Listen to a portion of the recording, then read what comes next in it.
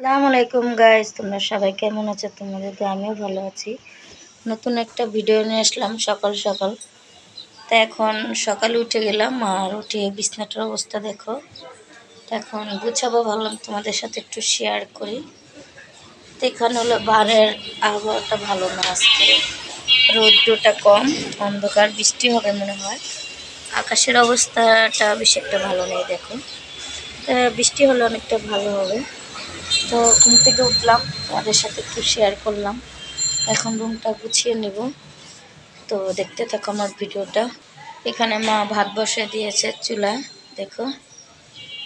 তো এখানে আজকে রান্না করব কি, তার জন্য বের করলো মা কাঁচা মরিচ, টমেটো, একটা বেগুন, সাথে ছোট টাকি মাছ আর পাতাকপি সিদ্ধ করলো, মনে হয় ভাজি করবে।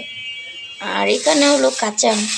কে কে কমেন্ট করে জানাবা গরমের ভিতরে কাঁচা আম খেতে ভালো লাগে।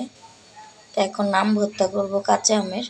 তো এখানে আমার মা কি করতেছে, তো মা এখানে পান খাইতেছে দেখেন। তার এটা হলো পানের ডিব্বা, আর এটা হলো আমার মা। আর এখানে আমার ছোট বোন শুয়ে আছে দেখেন। এখানে ভাত বসা দিচ্ছে, ভাত রান্না করতেছে দুপুরের জন্য। তো তোমরা আমার ভিডিওটা দেখতে থাকো। এখন বিছনাটা গুছিয়ে নিব। তো এখন রান্নার জন্য বেগুন আলু কেটে নিলাম, আর এখানে টাকি মাছটা ভেজে নিলাম ধুয়ে। তো এখন টাকি মাছ দিয়ে বেগুন আলু দিয়ে চচ্চড়ি করবে।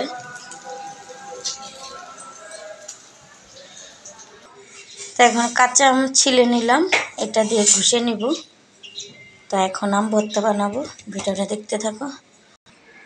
তো এখন এখানে ঘরটা পরিষ্কার করে নিল ছোট বোনে, বিছনাটা পরিষ্কার করে ড্রেসিং টেবিলটা গুছিয়ে নিল। তো এই তো রুমটা পরিষ্কার করতেছি।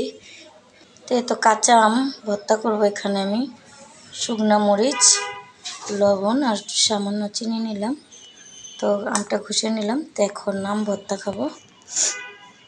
আম ভর্তাটা কেমন হয়েছে? দারুন। কেমন হয়েছে? দারুন। দারুন। দেখেন কাঁচা আম গরমের ভিতরে খেতে অনেক ভালো লাগে। তো কে কে খান না এখনই খান, আর আমাদের অনেক ভালো লাগে, অনেক পছন্দ শুকনো মরিচ দিয়ে। সেই টেস্ট। তো এখানে কেটে নিল পেঁয়াজ, টমেটো, কাঁচামরিচ।